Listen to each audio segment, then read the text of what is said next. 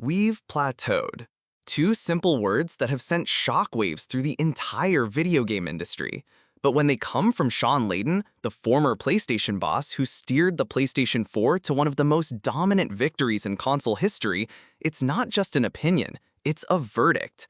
Is the golden age of graphical leaps and mind-bending technological revolutions in gaming officially over? Has the relentless march of progress finally hit a wall? Today, we are diving deep into this bombshell claim from a true industry titan. We will explore exactly why the man who sold the world on the power of the PlayStation now believes that more power is precisely the wrong answer.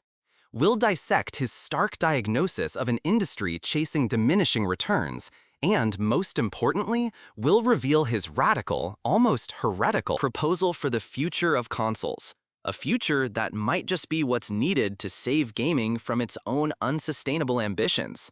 Get ready, because this conversation changes everything you thought you knew about the next generation. First, let's get to the heart of Layden's incendiary argument. In a recent interview, he posed a devastatingly simple question.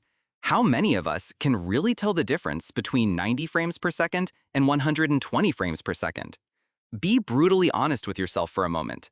If you were in a blind test with two identical screens side by side, could you consistently, without a doubt, identify the one running at a higher frame rate? For the vast majority of the population, the answer is a firm no. And therein lies the crux of the problem Layden is highlighting. We have reached a point of profoundly diminishing returns. The technological arms race is now about chasing numbers that sound impressive on a marketing sheet but have a negligible impact on the actual player experience. To truly grasp the weight of this statement, we need to look back at the truly seismic shifts in gaming's past. Do you remember the first time you saw a true three-dimensional world? The moment you pushed the analog stick on a Nintendo 64 controller and watched Mario run freely in any direction, or guided Lara Croft through polygonal tombs on the original PlayStation, that wasn't just a small improvement, it was a fundamental paradigm shift. Our two-dimensional understanding of game worlds was shattered and rebuilt with an entirely new dimension of depth and possibility. It wasn't just about graphics. Entire new genres were born from this newfound freedom. The open-world epic, the third-person action-adventure, the stealth genre as we know it, all owe their existence to that singular leap into the third dimension. Similarly, the jump to the PlayStation 1 and its CD-ROM format brought us cinematic storytelling with full-motion video and orchestral scores that were previously impossible. These weren't just better games, they were a new form of art. Or fast forward to the jump from the original Xbox to the Xbox 360. In a single generational leap, we went from blurry, standard-definition television to glorious, crisp, high-definition. It was like a film had been lifted from our eyes. This era also ushered in a robust, seamless online multiplayer experience with Xbox Live that became the standard for an entire industry. These were not incremental upgrades. They were revolutions. They fundamentally changed not just how our games looked, but the very ways in which we could play and interact with them and with each other. Now, contrast those monumental leaps with the current generation. The PlayStation 5 and the Xbox Series X are, without any doubt, phenomenal pieces of engineering. The near instantaneous loading times, powered by solid-state drives, are a massive quality-of-life improvement. Technologies like ray tracing can create lighting and reflections with a degree of realism that was once unthinkable. And yes, they can push those incredibly high frame rates that a small fraction of the audience can perceive. But is the experiential jump from a PlayStation 4 to a PlayStation 5 as profound and game-changing as the leap from the Super Nintendo to the Nintendo 64? The answer is a clear and undeniable no. It is an evolution, not a revolution. It's a refinement, a beautiful polishing of the existing formula, but it is not a reinvention of the medium. This creates a massive marketing problem for hardware manufacturers. How do you sell a $500 box when the tangible benefit is so much harder to demonstrate than before? The answer has been to lean into a blizzard of technical jargon. We are bombarded with terms like teraflops, ray tracing accelerators, and variable rate shading. These are impressive feats of engineering, to be sure, but they are also abstractions. They are numbers on a spec sheet, not visceral experiences that you can immediately feel in the way you could feel the jump to high definition. This has led to the strange phenomenon of pro consoles mid-generation, a tacit admission that the initial leap wasn't quite revolutionary enough, requiring a booster shot of power just a few years later. The clear, distinct lines between console generations have blurred into a continuous, expensive, and ultimately less exciting stream of incremental upgrades. Layden's argument is that we've successfully climbed the colossal mountain of graphical fidelity, and now we're simply standing at the summit, pointlessly rearranging the pebbles, pretending each new arrangement is a monumental feat of mountaineering. The human eye, he suggests, simply cannot appreciate these vanishingly small differences that cost hundreds of millions of dollars in research and development, and add hundreds of dollars to the price tag of the final product. So if building ever more powerful, ever more expensive machines is a technological and financial dead end, what is the alternative? Where do hardware makers and console manufacturers go from here? Layden's answer is a direct, frontal assault on the entire industry's business model for the past 30 years. His advice is startlingly simple: make it cheaper and simpler. Let that idea sink in for a moment. Instead of a $700 PlayStation 6 Pro that boasts the ability to render an extra 10% of blades of grass in a field, he is advocating for a console that is fundamentally more affordable and accessible to every single person. He wants to tear down the financial barrier to entry, not build it higher. Imagine a world where the next generation of home consoles doesn't launch at an intimidating $500 price point, but at $300 or perhaps even $250.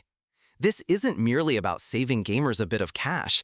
It's a fundamental reimagining of what a console's role in the home should be. It's a strategic shift from being a premium, high-tech, enthusiast gadget to being a ubiquitous, mainstream entertainment device, as common and as easily purchased as a streaming stick or a smart speaker. In our current global economic climate, where the cost of living is a constant concern for millions, this idea is incredibly resonant. For countless families and individuals, a $500 console plus $70 games is a luxury they simply cannot justify. Layden's vision could bring millions upon millions of new players into the console gaming ecosystem, dramatically expanding the market. This radical idea truly forces you to consider what we value most as gamers. If you believe the industry desperately needs to pivot towards accessibility rather than chasing marginal gains in raw power, go ahead and hit that like button right now, because it seems the man who architected PlayStation's biggest success is right there with you. But his vision extends even beyond making the current players cheaper. He wants more players on the field. Layden doesn't just want cheaper consoles, he wants more kinds of consoles from more companies. He explicitly said, "Let's find a way to have more hardware companies participate." He is openly calling for an end to the console oligopoly. For decades, the entire landscape has been ruthlessly dominated by the big three: Sony, Microsoft, and Nintendo. Layden is dreaming of a more diverse and competitive marketplace, one that might harken back to the Wild West of the 1980s console market or the innovation-driven early days of personal computing. What if we had a console specifically designed from the ground up to be the perfect vessel for indie games? Or a powerful handheld dedicated purely to cloud streaming from a company like NVIDIA? Or a truly disruptive, budget-friendly console from a tech giant like Amazon or Google that could genuinely compete on price and accessibility? More competition could spark a new wave of innovation, not necessarily in the race for more teraflops, but in hardware design, in user experience, in creative business models, and in the very definition of what a gaming console can be. It's a tantalizing prospect that could inject a massive dose of unpredictability and excitement back into a hardware space that has felt increasingly stagnant. Of course, Layden's critique doesn't exist in a vacuum. It doesn't stop at the physical hardware. He intelligently connects this technological plateau directly to the ever-deepening crisis happening in software development. His recent and vocal praise for mid-budget, so-called double-A games, like the beautifully stylized upcoming title Clair Obscure Expedition 33, is incredibly telling. He sees these smaller, more focused projects as a vital wellspring of the variety and creativity that the industry is desperately lacking. Why? Because the relentless pursuit of photorealism and ever grander technological showcases has pushed AAA game budgets into the stratosphere. We are now routinely seeing budgets of $200 million, $300 million, even $400 million for a single game. These are budgets that rival the biggest Hollywood blockbusters, and with that kind of astronomical financial investment comes an extreme, suffocating aversion to risk. When a publisher spends that much money, they cannot afford to experiment. They cannot afford to fail. And what is the result for us, the players? We get the 10th sequel in a well-worn franchise. We get another sprawling open-world game with the same map littered with the same icons. We get games that are undeniably beautiful, meticulously polished, and technically breathtaking, but often feel soulless, derivative, and formulaic. As Layden puts it, developers are tired of doing the same thing for so long, and you can feel that fatigue in the final products. The creative spark, the passion, gets sanded down to nothing by endless meetings, focus groups, and market analysis. This financial pressure cooker fundamentally alters the creative landscape. It cultivates an environment where a bold new idea from a major studio is seen not as an exciting opportunity, but as a terrifying liability. The result is a risk-averse culture that churns out sequels, remakes, and spiritual successors because the data model showed they are the safest bet. The very concept of a major publisher launching a completely new, untested, single-player intellectual property feels like a relic from a bygone era. It's why the indie and AA scenes have become so vital. They are the last bastions of pure, unadulterated creativity. The places where developers can take wild swings on bizarre concepts and unique mechanics without needing to first secure a budget equivalent to the gross domestic product of a small country. These smaller games aren't just content to fill the gaps between blockbuster releases. They are the beating heart of the industry's artistic progression, a direct counterpoint to the creative stagnation found at the bloated, over-budgeted peak of the pyramid. This unsustainable economic model is also exacting a terrible human cost, fueling endless cycles of brutal crunch culture followed by mass layoffs and studio closures, even at companies that are, by all accounts, hugely successful. The balloon, as Layden aptly describes it, has become unsustainably large and is ready to pop. In this context, his call for simpler, cheaper hardware isn't just about consumer affordability. It's about creating a healthier, more sustainable ecosystem for developers. If consoles are no longer defined solely by their ability to push 1 billion polygons per second, then developers are freed from the obligation to spend $300 million to create a game that visually justifies the hardware's price tag. A market focus on cheaper hardware could liberate developers to zero in on what truly matters: innovative gameplay, compelling narrative, unique art direction, and brand new ideas. It could empower the very AA studios that Layden is championing, allowing them to flourish and giving us a richer, more diverse gaming landscape filled with unique experiences instead of just bigger, shinier, more expensive versions of the same old thing. So when you connect all the dots, what does this all mean? Shawn Layden, a true titan of the industry, is effectively declaring that the console wars, as we have known them for generations, are over. And in his view, nobody won.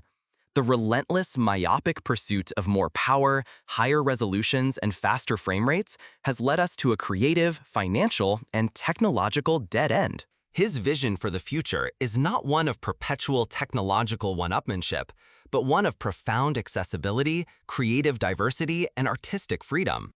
A future where games are once again defined by the power of their ideas, not the number of their teraflops. A future where hardware becomes cheaper and simpler, inviting more people to play and empowering more companies to create. It is a bold, disruptive, and deeply pro-consumer and pro-developer vision. But it leaves all of us with one final critical question. Are we, as the global community of gamers, ready to accept it? Are we willing to trade the impossible dream of perfect photorealism for a tangible reality of more affordable, more varied, and more genuinely innovative games? I want to know what you think. Head down to the comments below and tell me what you believe the future of gaming consoles should be. And if you enjoyed this deep dive, don't forget to subscribe for more analysis on the powerful forces shaping the industry we all love. The conversation that Shawn Layden has started is one of the most important in modern gaming, and its outcome will define the next decade of how we play.